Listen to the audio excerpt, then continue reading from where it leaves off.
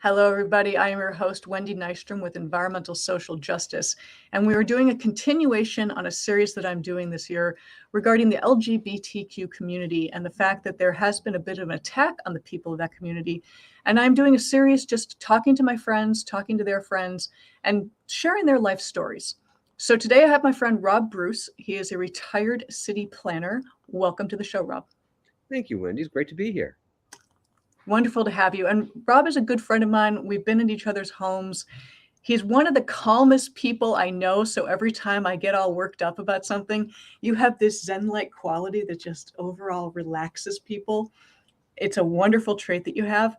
But we're here to talk about you and your story. And you actually have a very unique story. Let's start out with, you said you came out of the closet or finally accepted the fact you were gay at the age of 33. Right. And it was that late in the game, early in the game? I mean, did you feel like you were coming to the party late?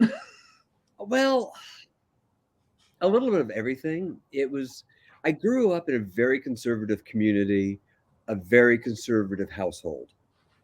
And so the way I was raised, being gay was on the same level as pedophile or rapist. And I certainly wasn't anything like that. No. So, and, get into high school and, a couple of guys were hitting on me, but sorry, but they were very feminine guys who obviously knew they were gay immediately.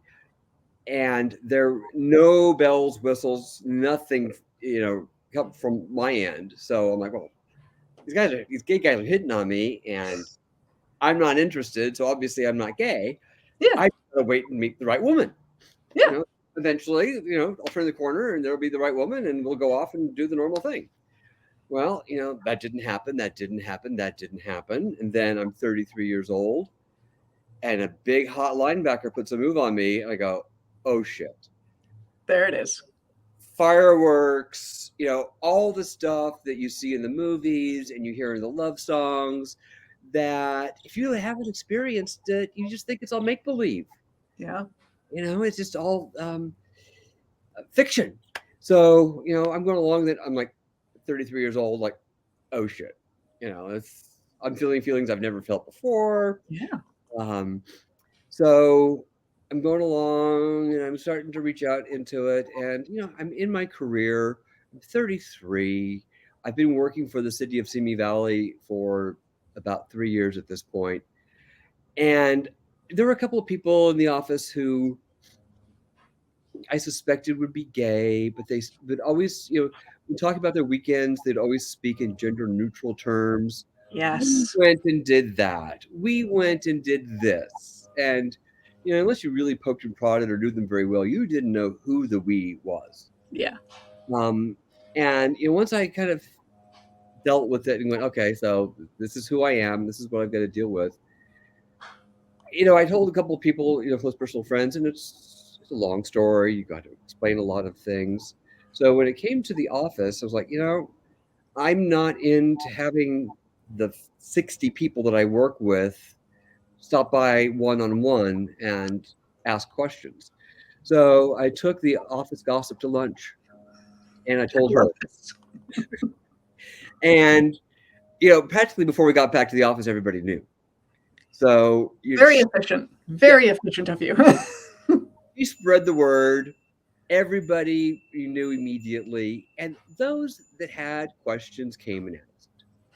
And, there were several of the gay guys in the office came by like, well, why didn't you ever tell me? And I'm like, well, why didn't you ever tell me? Well, I didn't know you were gay. Well, hello. So, things are going along and I'm doing pretty well in my job. And a couple of critical projects came up where the person in charge had gone out on medical leave. Okay. And there were projects in a division that I didn't normally work in for that city, but I had worked in previously in my career. So they said, we've got this problem, we need this work. And I was the only one that stepped up and said, I can do it. But, this is all high level. And the person who is responsible for supervising that section is somebody that I don't think I can work with. I kill him. So if the division director would supervise me on it, I would be happy to do the project. Fair enough. And he agreed. I mean, where did I have the right to say, I won't work for this guy, but I will work for that guy? But it worked. And the guy's name was Jim Lightfoot, a mensch of all mensches. He grew up in Michigan in a Methodist missionary family. So his parents were missionaries, his aunts and uncles were missionaries. He and his wife Paula would go off on missionary work. Super, super nice people, salt of the earth, scoutmaster, the kind that you trust. Super, super great people. And so we're working on this project, and things are going pretty well. And we're done meeting about the project. And then he gets up and he closes the door. He says, "Rob, I want to talk to you about something." I'm like, oh shit. What have I done wrong? Or whose toes have I stepped on? Or what do I need to know here? He's like, well, I just wanted to say that, I grew up very conservatively and in the Methodist Church. And I was taught that, being gay was bad and evil. And I've never really had any gay friends in my life. And I've known you for several years, and for the last couple of months, I've known that you're gay and you're okay. And there's nothing to be afraid of. There's, you're not a horrible person. You're not a sexual predator. And he says, I just wanted to thank you for being open and coming out like you did, so that I could have the experience of knowing somebody well one-on-one and being able to form my own opinion. Yeah. And he was a great supporter from before then and after them. Then, and he and his wife came out to several parties at the house. They're always super sweet. They raised two wonderful children that I got to know a little bit. So it was a really positive experience. And I was very nervous in such a conservative place, because a year or two after this, I was sitting at a desk across the courtyard from the Rodney King trial. Oh. And during lunch breaks, a couple of us would go over and sit and watch the trial.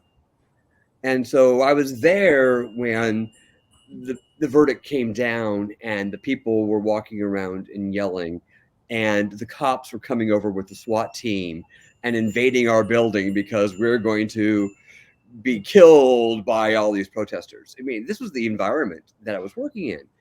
And the people I worked with were supportive the whole time. I got several promotions in my career there. I worked with excellent staff, and everybody, it was nonplussed by the whole thing. Everybody knew my partner, Greg. He came to functions with me at the city. We had huge city parties here. And it was really nice experience. And, it's the professional class. It's the educated class that were very open. And there were a few people who were pretty upset. I mean, there was one guy who wanted to bring me up on charges for using the office phone to talk to my boyfriend. Oh, Lord. I should be charged back for that. It made him very uncomfortable that I was gay. But he was, one of 4 or 5 people who really took issue with the whole thing. And I was fortunate that I was in a high enough position that people had to work with me. Yeah. One way or another. And usually people would come around and were easy to work with. And like I say, I never really had a problem. Now, growing up in the 60s and 70s, you're going to high school in the 70s, I mean, there was gay bashing all over the place. And if you weren't on the football team, you were a faggot. And, the football team was yelling at you as you're walking across the quad. And heaven forbid you should be in music or theater, which I was, of course, in both, because then you're obviously gay. But of course, that's not true. There's lots of No. gay football players out there too that they don't figure it out until later in life. But I was very fortunate. Sadly, my family didn't um, take it so well. You know, Yeah. they were very conservative, and here I am, 33 years old. Good Lord, and I started dating somebody whose name was Kelly. So my mom kept asking about Kelly, and of course she assumed Kelly Yeah. was a woman. So this is going on a while, and Kelly and I are dating for a good 6 months plus. So it's time to tell the family. So we were on a little water skiing vacation, and it was Oh, the last morning of the vacation. So I sat down after breakfast and I told everybody that Kelly was a guy. And my dad's reaction was, well, who wants to go water skiing? My mom's reaction was, you've just ruined my last chance of living a perfect Donna Reed life. And she wow. stormed off into the RV. Whoa. That's Yeah, a little dramatic. yeah. And then now my parents' background is, I mean, you could basically film a Sandra Dee, Troy Donahue movie around my parents' story. Okay. Dad was from the wrong side of the tracks. Mom's parents owned a big orange grove up the hill. This was still a very agricultural area. And my grandparents were in the citrus industry. And mom and dad are getting pretty serious about the relationship, but grandma and grandpa did not approve. He was from the wrong side of the tracks.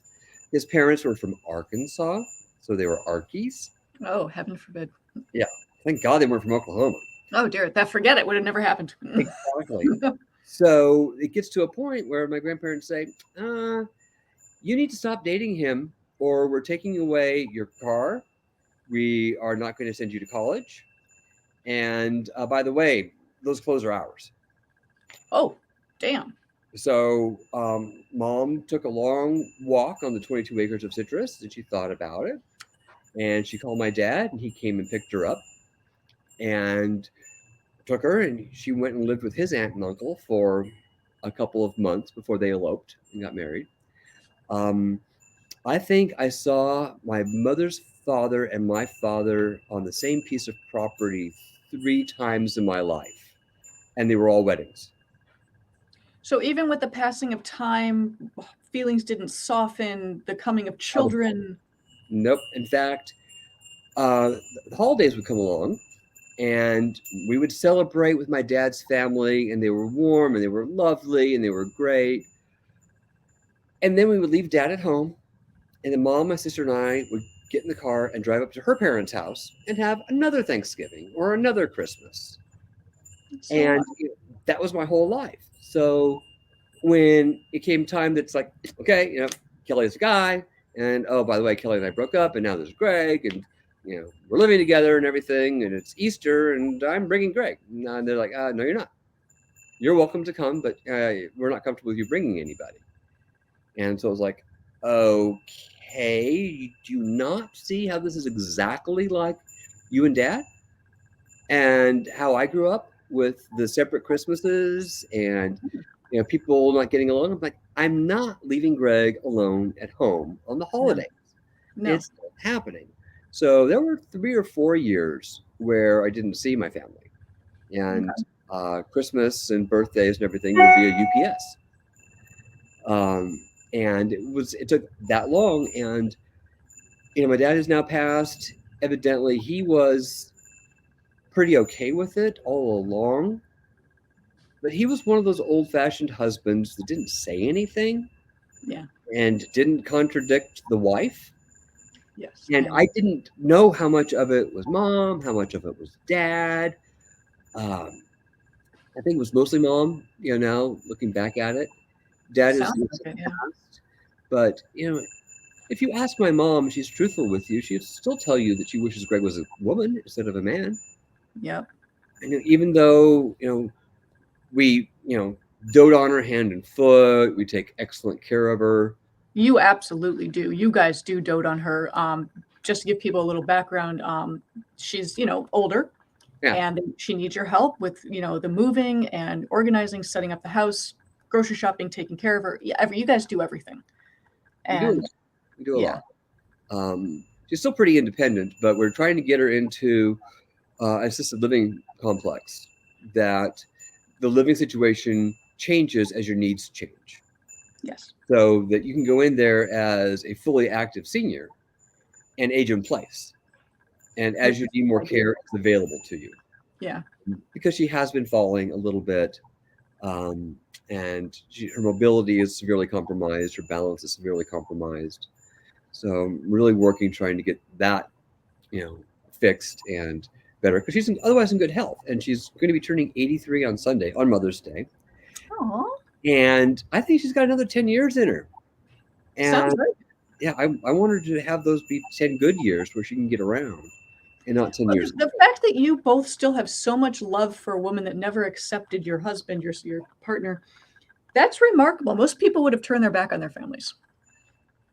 I mean, I am the poster child of the dutiful son.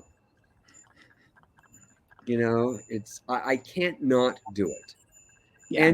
And and there are good parts to mom, you Yeah. know, Well, uh, sure. and she's my mother. So it's, but there are times when it's just like, oh, really, it's like we took her to the showcase house yesterday as her Oh, Mother's Day birthday present. We've been doing that every year for about 20 years now.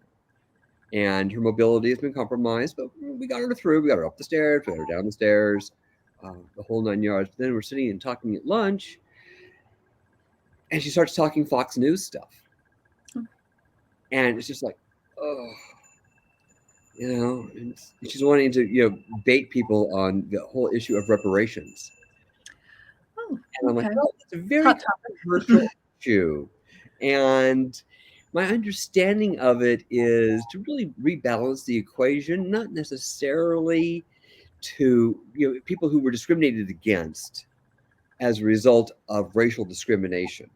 Yes. Part of that came out of slavery, but it didn't all come out of slavery. And your average African American is going to be um, subject to prejudicial thoughts and actions, regardless of whether their ancestors were slaves or not. Yes, absolutely. Their parents probably still couldn't get a decent loan for a house. Or be told where they were allowed to live. Exactly. Exactly. And that has consequences. And I explained those basic understandings to my mom, and I don't have a solution here. I don't know what the answer is, but it's a complicated process and a complicated issue.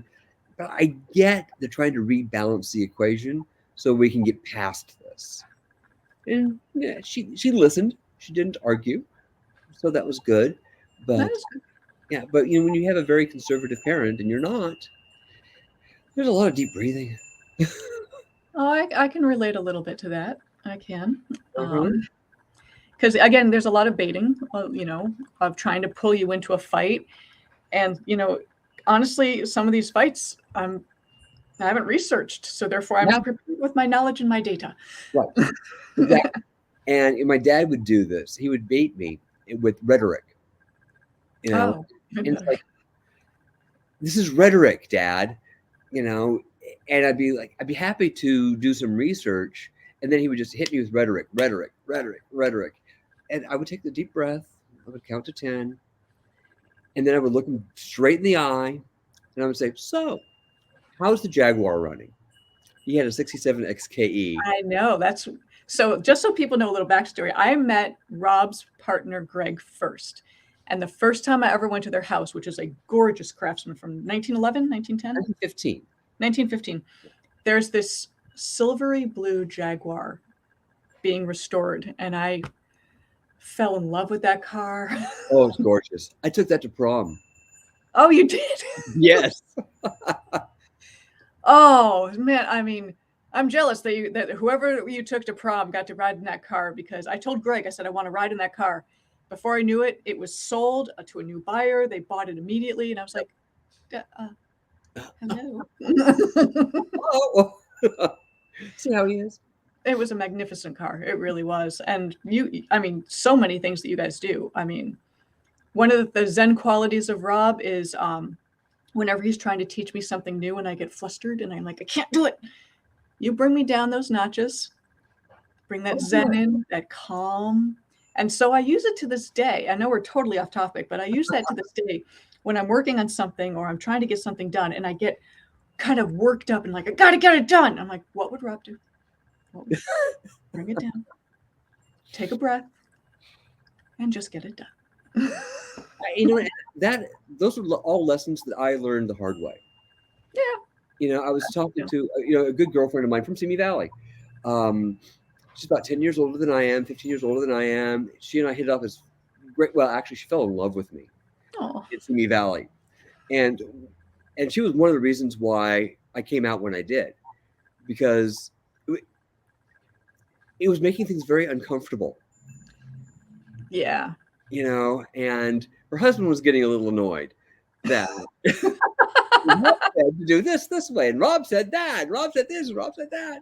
So I finally went, okay, look, you know, during this time I figured out I was gay. I'm like, let's just get this over with so that, you know, we can move on. And our friendship has just gotten stronger and stronger over the years. And so she called me yesterday. She's like, I'm trying to hang curtain rods and it's all wrong. And I'm like, okay, girl, what'd you do? And she's telling me all this verbally. I'm like, can we just, you know, do FaceTime? Like, I don't know how to do FaceTime. And I tried to do FaceTime with her, and somehow it's blocked at her end, and I'm not technologically savvy enough. She might have different types of phones. Sometimes they're not compatible. So she finally texts me a picture, and I look at it, and it has one of those keyhole attachment points where there's a round hole that the head of the screw goes through. Oh, yeah. And then it slips down into a tighter channel for secure. Yeah, it kind of locks it into place nicely. Yeah. Well, she thought that the big hole was where the screw goes. So that's where she took all of her measurements. Oh. And so then in order to have it high enough, she added another screw above it. Oh. And then the screw below it was off center. So then it was cattywampus. So I would do that. I could see myself doing that. I absolutely. And it's not that I haven't done these things myself. Yeah. You know, I've done the same thing where I've made the measurement, then I went, oh, it slides down half an inch. Yeah. So, you know, once I saw it, I was able to walk her through and slow her down because she was doing I'm just going to use a stapler gun to put these curtains up. I'm just going to get a sledgehammer. Exactly. But I said, Carolyn, I've made that mistake. Yeah. I understand. You know, I'm so hands-on. I like making things that I've dabbled in all the different. You know, I've done a little bit of sewing. I've done a little bit of needlepoint. I've done making lampshades. I can rewire lamps. I can reupholster a little bit of furniture. I can restore windows. I'm not an expert. You can rebuild doors. You can rebuild foundation. I've seen you do things that I'm like, how? Yeah. So I have to be patient with myself first. Yeah. Because I get that level of frustration where I just want to throw the hammer through the wall. And you get that frustration when you're a supervisor. Yeah. And there are people you just want to throttle. And, you know, so I was like, how do I find a way to communicate to this person that they don't get defensive? Because if they get defensive, then the walls go up and communication stops. So how do I keep it all going forward and let them feel good about themselves? And so I've developed whatever it is that you're not the first person to comment on it. But it's one of those things. It's like, okay, you know, what's the easiest thing for me to get the job done? And that easy for me is to calm the other person down. And then let them take over the momentum. And, you know, that's really good advice because a lot of times when you have an employee and an employer-employee relationship, it's the superiority. So when you're dealing with someone who is subordinate to you, they may feel threatened or, oh my God, I did something wrong. Right. I'm going to get fired. They're going to yell at me. They're going to write me up. And nobody benefits in that scenario at all. And bringing that calm down, not getting defensive, not triggering the other person to get defensive, Right. to just, okay, there was an error, something went wonky, we're going to move forward. And I just wish there were more managers like that, because I've had it happen to me. I've also seen it happen to other people, or I've tried to intervene and be like, well, let's all just move forward together. Okay, forget the past, forget the, let's not argue. And the manager on more than one occasion would be like, no, they still wanted to fight. Yeah. Waste of time and energy. I had two really good supervisors while I was in Simi Valley.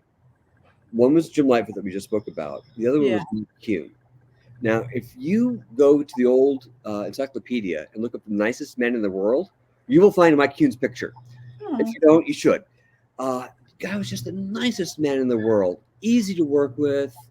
He could just roll with the punches. And through my career, and even before Simi Valley, I had 3 or 4 supervisors or people that were in supervisorial roles that I would watch, and I would see their calm delivery, their matter-of-fact delivery. There was one man who was a city manager over in Monrovia, and he was there with, I think it was the redevelopment agency, and he was explaining a staff report. It sounded like a bedtime story. It was so easy to it was very complicated, very technical, but he made it very easy to understand. That's very matter of fact. And and I had been in the role of trying to explain technical, complicated things to people, and with varying successes. And I was watching him do it. I'm like, I want to be him when I grow up. Yeah, no, that's an awesome model to focus on. But bringing it back to the stories of the LGBTQ community, so we also got a life lesson in how to properly manage people. That's very important. But I think, before I let you go, Rob, and thank you again for your time. Sure. I think the key takeaways that I learned from this is, being true to yourself. You just came to the realization, you didn't beat yourself up. You didn't say, what's wrong with me? You just said, this is it. I'm gay. So what? Oh, well. You're efficient in your delivery by going to the office gossip. That's magnificent. I just love that story. But what I loved also was your boss, who was from a Methodist missionary family from the Midwest. And his response was, yeah, you're the same person. Yeah. End of story. And that's the way, to everyone who's listening and watching, that is honestly the way it should be everywhere. Because as Rob, when you and I were talking, and I believe it's in my notes, you said, bad people are bad people, regardless of sexual orientation. Right. That right there says it all. That was the last thing you said to me when we talked previously and I hung up. Bad people are bad people. Done. It doesn't matter your color, your race, your creed, or religion. It's just who you are. And we need to stop basically focusing or projecting prejudices onto others. There is no place for that anymore. We are running out of space for that. And we just need to start being true to each other. So on that, Rob, any closing statements that you'd like to make? No, that's exactly the point. There's lots of really good straight people. There's lots of really horrible straight people. Oh, and yes. it's the same thing in the gay community. There are lots of creepy guys out there. But it doesn't mean that they're gay. It just means they're creepy. Yeah. Oh, and I dated a few of them. Look, Lord. Ugh. I got to go down memory lane last week with some friends, and I'm like, can y'all stop bringing up who I dated? No, they're bad people. Yeah, but you got to learn by trial and error sometimes. I had a lot of trial and a lot of error, let me tell you. But, you ended up with a golden star. I did. Who also, by the way, was a theater and music person. Yes. So there you go. There are a few straight ones still left in the industry. There are. And we met at a gay club. So there you go. Perfect. On that, folks, thank you so much for your time. Please continue to be nice to each other. Be kind to each other. We are living in really weird times. We need to stop attacking. It's that simple. On that, Rob, thank you so much for your time. Wonderful as always to see you. I am Wendy Nystrom, your host with Environmental Social Justice. You guys take care. Bye.